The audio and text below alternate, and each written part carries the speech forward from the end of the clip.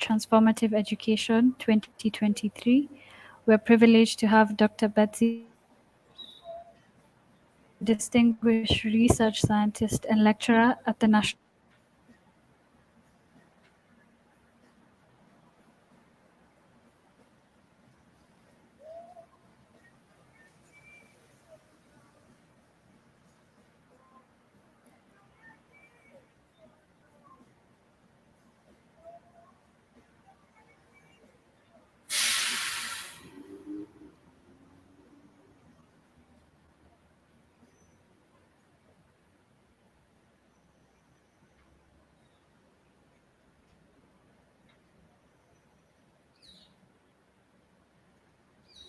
Michelle, can I start?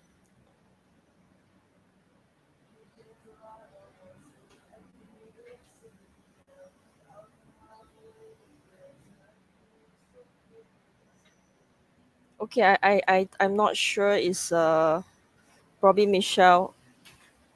It's a bit okay. You can hear me, right? So I will just start now. Thanks for the Oh, introduction, Michelle. Okay, I just worried there's some technical error, but I welcome. You think can start. you can start. Okay. Good good morning, everyone. I believe over there is in the morning. I'm actually in Singapore, so it's actually afternoon now. The topic that I would like to share and present to you is on social emotional learning in schools based on self-determination theory perspective. So just to give you an overview, because the presentation that I'm doing today is actually anchored from this book that will be out next January, and I'm actually sharing the contents of this chapter one that I wrote. So that is to give you an overview of my project that I'm interested to look at social emotional learning in schools. This is an overview of my presentation. To start off, why am I doing this, the significance, and looking into social emotional learning, self-determination theory being the theoretical framework. And I would like to share some strategies and also implications and end with a conclusion. So the significance of doing this SEL, in short I call it SEL, social emotional learning, is actually an important topic in the context of Singapore and also globally in the sense, because social emotional learning plays a very important role in students, not just their emotion but also in terms of their learning. And it's important to look in terms of how their social and emotional competencies, SECs in short, they are able to actually make use of the five SECs and apply in life later on. So it's very important component here when you talk about SEL. And I actually kind of did some work in the background, because SEL is based on CASO framework. There is limited research that actually anchored in terms of self-determination theory. So STT is important. It's a theory that look in terms of human three basic autonomy needs: autonomy, competence, and relatedness. These three needs are important because in fulfilling these three needs, then we as individuals, we actually experience intrinsic motivation. So that's the idea of how I trying to blend SDT and SEL together to nurture the students' social emotional learning. In a nutshell, what is SEL? It's actually looking at the five main competencies, SECs in short, in terms of understanding behavior, cognition, and emotion. And these are very essential in terms of individual success, not just students, but also when they get out of schools in the post tertiary education, as well as going out to work. So it's very important to know and equip them with the capacity to manage emotions. That's why one of the SECs is actually in terms of self-regulation, which is important to have that awareness to recognize own negative emotions and thereby trying to regulate the emotions, maintaining positive outcomes. So this is something that, just to give you in a nutshell what is SEL. And of course, when we talk about SEL with the social component, there's social interaction. So why am I looking at SEL? Because as mentioned earlier on, it's not only for academic performance that SEL plays a very important role, but it's also prevention of stress and promotion of self-management. So it's important to actually get them to understand their own problems at the start and how to have that self-awareness, able to actually self-regulate. At the same time, they are able to manage their behavior so that they do not experience maladaptive behaviors. So this is actually the idea of why I'm looking at that at a school level, and my focus is actually looking at primary school, which is the in US you probably call it the elementary school. So the background of SEL is based on CASEL framework, which the five SECs are self-awareness, self-management, social awareness, and also emotional regulation. So taking responsible decision is important, and I would just highlight some of the strategies in terms of how I apply in the school context using these five SECs. So this is the diagram to highlight to you the five key SECs, and it's based on CASEL. But for our context, we also we adopt this CASEL framework and we use it in our school system. And I just give you an overview that at present for the context of our schools locally, SEL is taught through character and citizenship education. So it's not so much in terms of the academic curriculum, but it's more in terms of, we call it CCE in short because it is a separate domain, a separate subject, and normally we have like vendors, or if you know, we hire vendors and get them to come in to give talks to the students, such as some of these topics in terms of mental health, and also a lot of now there's a lot of cyberbullying. So how cyber wellness is very important for the kids nowadays. Then of course, this is the framework that I'm using, kind of like a diagram to summarize it, how I look at SEL in a school community. The inner circle is looking at individuals. So in this case would be the students themselves, and then the students actually interact with their peers. So this is actually the social interaction between the classmates among peers, and also how they interact with the teachers. So at the school level, there are the teachers, but of course, actually, there's an outer layer here which I didn't include. Is even the parents play a very important role in terms of maintaining positive relationship with individuals. But for the study that I'm looking at, is I did not explore parents, so I'm using teachers in helping them to nurture SEL for their students. So some empirical research in terms of STT and SEL, as I mentioned just now, it is a limited study in this area. So I managed to find like five empirical studies, and the idea is to show that SECs positively affect school achievement and also their motivation, attitude, and ability to regulate emotions. Most importantly is engagement with learning. So it is important for the students to have this understanding of how social emotional learning actually can nurture them in terms of a better person, and also how they can enhance their motivation and learning. So this is the idea here, the rationale for doing this research, and the purpose is to identify STT based strategies to promote SEL. This is the overarching research question. What are the STT based strategies that can promote SEL in teachers and students? And I just would like to share with you the six main acts adopted based on STT framework. The first one is taking students' perspective. Second is to vitalize students' inner motivational resources. The third one is to use non-pressurizing informational language. In this case, this one is we avoid using controlling tone, controlling language. So that's what we meant by non-pressurizing informational language. Provide explanatory rationales, acknowledge and accept negative effect, and finally is display patience. So these are the six STT strategies, and I just quickly run through with you how what is it and how it can be done. So the first one is to take students' perspective, which is important because as teacher, most of the time we we go inside the class and we have to start our lesson. Probably is a time factor that teachers may not really have the time to understand the way that the students learn, how they feel in class.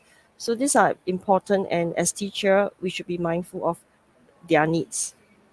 And how to do that is, first of all, learn how to understand students' perspective.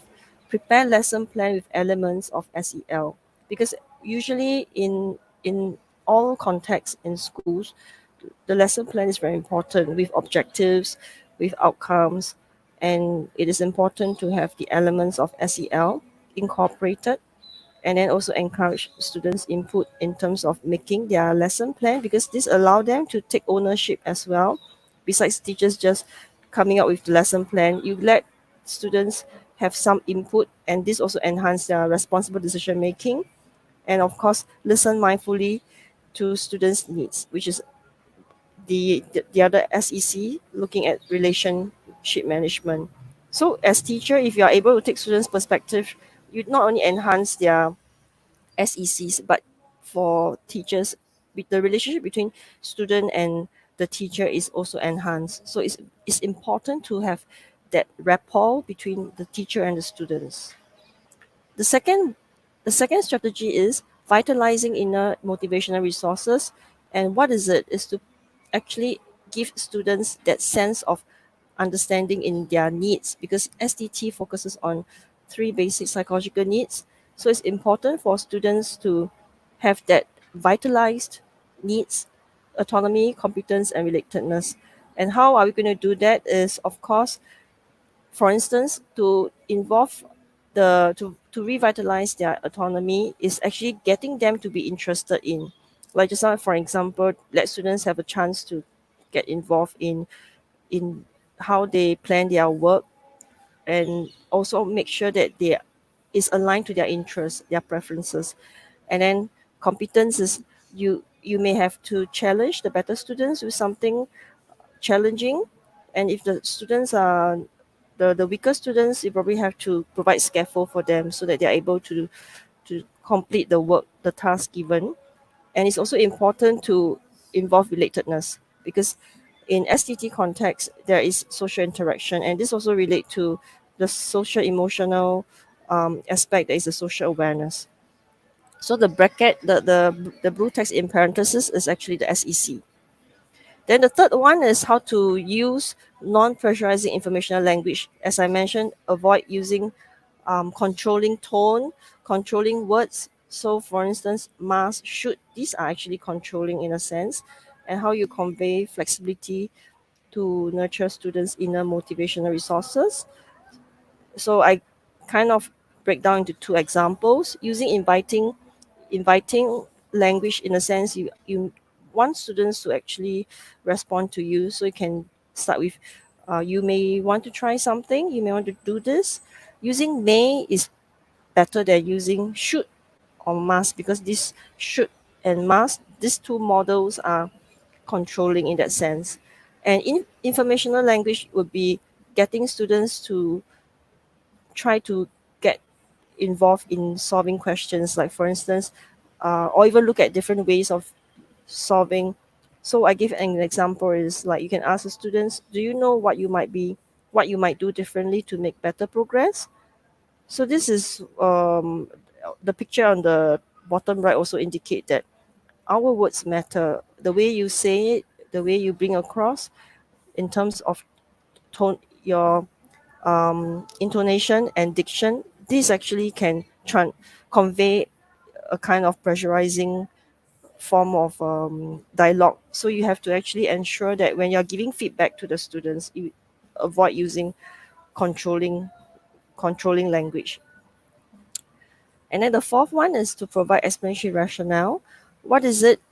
it Explanatory rationale means that before you start the class, tell the students the learning objective. Why is this task important? Why do you have to do this? And get students to understand that before you go deep into the subject. And how to do it is, get communication is very important. So the teacher has to communicate clearly, explicitly, that why you're doing this task, what is the relevance of this task, and of course the usefulness of it, and whether it benefits the learner as well. So these are some ways to provide explanatory rationale. The fifth strategy is acknowledge and accept negative affect. In this case, is students tends to get restless. They may have negative feelings. So as teachers, we tend to notice that because their body language actually can is very clearly reflected in class when you observe the way the students behave. So how you can actually do that by expressing, getting them, if they are restless, you probably can get them to take a short break or let them go to the toilet to wash up their face. So these are like few examples how to acknowledge negative feelings. I see that you are less enthusiastic about today's lesson, and then you get them to, you start off a short conversation and get them to know that you are aware, and we'll try to finish the lesson probably few minutes earlier so they can have a break or something like that, and also get them to acknowledge that they are tired, they are restless, and of course you can allow them to welcome suggestion. For instance, you open up to them, okay, is there any other way to solve this or any suggestion, things like that. And the last strategy is display patience, which is the most difficult among the six strategies, because I interviewed the teachers, and out of the six, they find that the patience one is not easy because you have to give them space, allow pace of learning, and it's not easy because of the time constraint within the 1 day kind of syllabus. All must be completed. How to display patience? Give students some time and space to work, learn at their own pace, watch, listen, and be responsive, provide help when needed. So, what happened is that maybe in terms of non exam time, because usually when it's the week before exam, teachers are trying to finish their syllabus and they may not have this luxury of time to display patience. So at the start of the semester, during the normal school term time, teacher can try to display patience by giving students their own pace of learning. Let them learn and even get them to have some collaborative work with their peers. That also enhance the social part, social or the relatedness, which is related to the need for relatedness. Okay, the practical implications for this study is we would like to actually, as mentioned earlier on, because there's limited research in SDT SEL, therefore SDT has been around for the last almost 4 decades, and in the last 2 decades there are a lot of publications in terms of SDT research, but it's still limited in how using SDT can nurture or enhance SEL. So these two framework actually do blend together and can be used to inform educators and also the policymakers in how important it is to obtain self-determination, as well as getting that need satisfaction, such that this will this is related to individual social emotional competencies.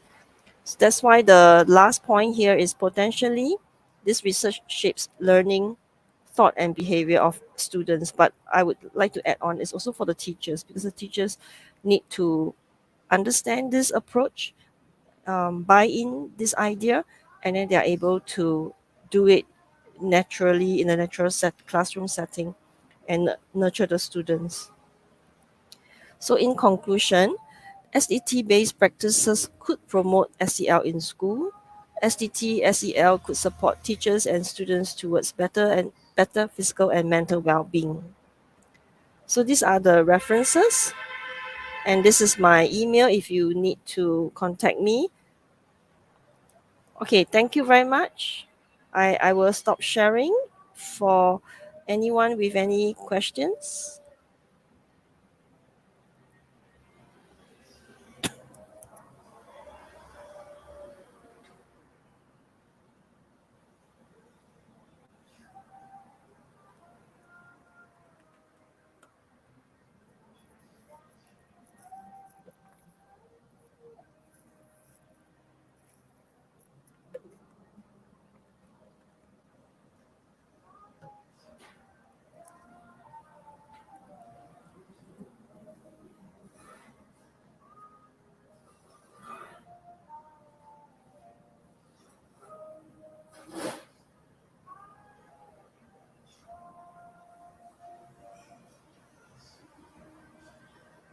I'm not sure. Oh yeah, I saw some message because I didn't. It's planned to be like a 20-minute presentation, but I'm a bit um quite fast. Oh, it's in the chat. Okay.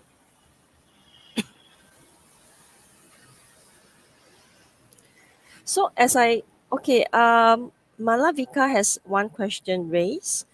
She is wondering about the age group of the children that has worked for. So for my this current project, I did it with in the elementary school, which the I think you call it grade 5.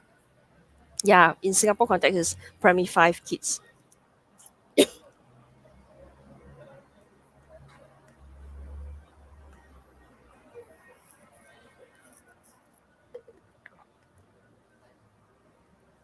Any other question? So the the previous this is the first time I'm doing this SDT SEL project, and I started with only one primary school, but I intend to extend to junior high school. Here we call it the secondary school.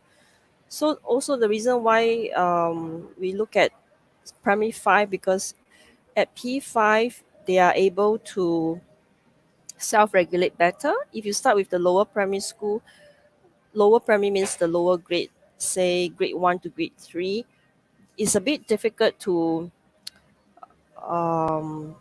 I mean, probably I can consider looking at the lower grade, but because for I find that when kids around grade 4 to grade 5, in terms of emotion recognition and management, it's a better age group for that.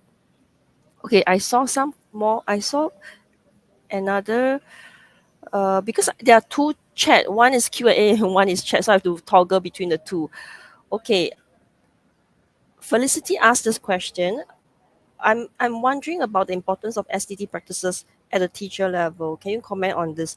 So definitely STT practices do have benefits for teachers because done by Reef, his few articles in the if you search under John Marshall Reef and looking at Atomic Supportive, he did explore the benefits of teachers using STT practices. So some example is teachers get less burnout. In terms of need satisfaction, they are also similar to teachers and students. It enhances their performance, less stress. But in order to understand the rationale of this, right? Because I did a study previously looking at teachers' belief in using STT practices. Some teachers they have this very fixated belief. They don't accept the STT practices because there are some teachers they are trained in a very instructional way. If you want to apply STT practices, you are actually more of learner centric instead of teacher centric. So that also influence if the teacher's belief is towards only teacher centric approach, then the benefit on this teacher may not be significant in that sense. So the teacher belief is also and play an important role to adopt STT practices. Okay, Dr. Peter has a question here. I noticed the competencies of SEL are very key in education. How well are teachers prepared in these competencies? So currently in our context, the teachers have to be trained first. I did only with one primary school, so I only train because it's a preliminary study. I only train the a few teachers in this primary school because it has to be something that they volunteer to step up and go through the training. So when we did the training, I also have to say because it is still doing it was done last year where the school still prefer hybrid approach. So yeah, and teachers are very busy. So what happened is that the training was done online. It's not so effective. If you want to prepare the teachers, I think it's good to have face-to-face training for them and provide the strategies for them, get them to role play, and they are better prepared in this. Otherwise, for me, I find that doing online training, it doesn't really enhance this competency so much. And I, after the teachers training, I also went down to the school to observe. So there are times where they really cannot, like for instance the 6x, I find that the part on acknowledgement of the negative emotions, right, that part tend to be missing. So it's also not easy for the teachers to attempt all the 6 strategies at one go. They may have to do it over a certain period of time until they can actually get used to it and do it very in a very natural way. Okay, Sacha has a question here. By any chance, do you do any work with students with disability? I'm afraid no, because I'm not in the special needs section. Yeah, so I won't I and my current area, I'm more in terms of looking at because my colleague, they, there's another department, they look at disability, but I don't have colleague whom I know look using STT approach and looking at students with disability. Ours more is more our university is more in terms of learning disabilities such as the special needs, like example dyslexia, autistic kind. Not, I'm not sure of disability, is it a physical disability or in general. So I, that's not in my research work. And then uh, Andrew, right? Just ask another question here. Since how many years you are working on SEL? Have you seen the impact of the model you have used in school? This is a very good question. So I actually only got this grant last year, and I only work with one school. Technically, I would say over this, since last year I got the grant, probably 1.5 years of working on SEL, because I, my original expertise is looking on students motivation and learning, but I thought of extending STT, which is the framework I use, to look at SEL. So that's why it's, I'm still quite new in this area. Yeah, and the impact of the model, because I only did on one school, I have to extend it, write a bit bigger grant and apply it to across the schools. So at the present moment, yeah, it's just based on one school and I cannot generalize it, and impact of course is not there for this model that I propose. But based on the analysis which I did already, um, the sample size is also a bit small because I only have 120 students.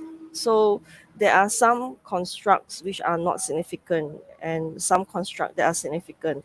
But in terms of STT and social emotional competencies, the relationship between needs and the outcomes of social emotional learning is significant. It's just that it's not, in terms of effect size, it's not very big because I have a small sample size, which is, I think, need to extend this further, and then I can look at the impact at a larger scale.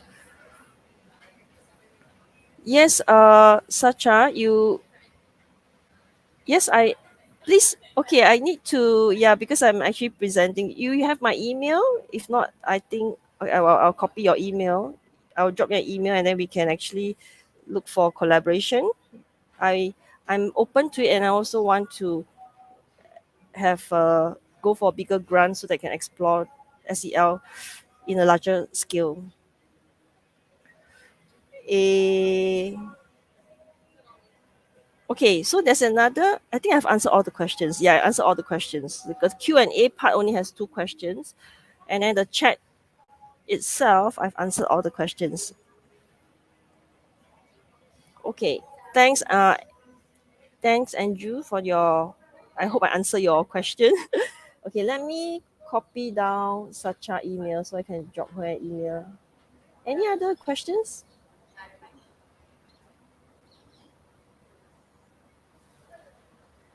I don't know whether I can, maybe I can put my email in the chat as well. Yeah, so you may email me if you would like to find out more or for further collaboration. Yeah.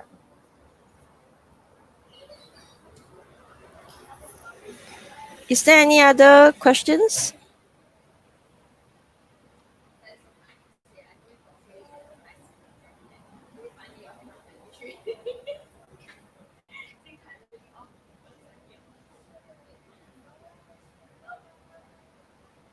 So, Michelle, are you there? I think there's no further questions. Let me just do and I'll check the Q&A. Yeah, no further question.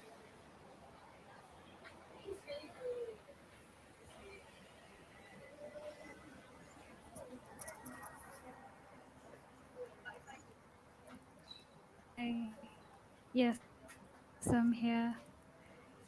Thank you so much for your presentation, Dr. Betsy, and thank you Thanks. to our audience for interacting with us. Um, I'll pin your email on the chat so everyone can have it. Yeah, thank you, Michelle. So, if Um, any questions they have, they may drop me an email and I'll respond to you. Thank you. Thank you very much also giving me this opportunity to share my research. okay, if there are no more questions, Dr. Betsy had another commitment, and I think we can end the session. Uh, I'd like to ask the audience, you can join us in the lounge and continue to network with other experts. Thank you again, Dr. Betsy, and thank you everyone for making it a lively session. Thank you very much. Thanks everyone. Thanks Michelle. So Michelle, I can just close it. Is it I can just close this? Yes, There's no need to lock out, right? Okay. Thank you everyone. Thanks a lot. Bye. bye. Thank you. Thank you. Bye.